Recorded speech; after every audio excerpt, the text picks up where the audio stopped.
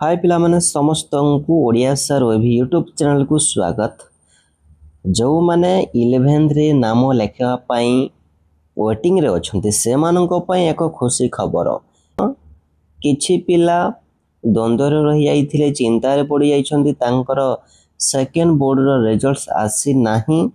जो मानकर किछि क्राइटेरिया फुलफिल हो नथिला, होय त तांकर परसेंटेज हो नथिला किंबा मैथ साइंस मार्क कम होउथला, एही दृष्टि से माने फॉर्म पके पारु नाहांती एवं से माने निर्भर करछंती सेकंड बोर्ड्स रिजल्ट्स ऊपर।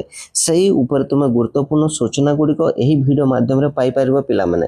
तेनु आरंभ रु शेष पर्यंत देखो पिला माने आगर जो डेट थिला एप्लिकेशन फॉर्म अप्लाई करिवार ताहा जून 25 तारिख पर्यंत एक लेटर आसी अछि पिला माने।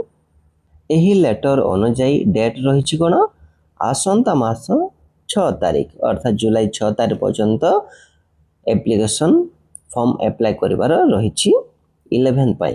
आ गुटे गुरुत्वपूर्ण कथा हला पिला माने रिजल्ट्स को नेकी जो माने चिंतित अटंती और जेते की दृष्टि सही पर भाव मो कहिबी रिजल्ट्स को नेकी केबे ताहा पब्लिश हेबो।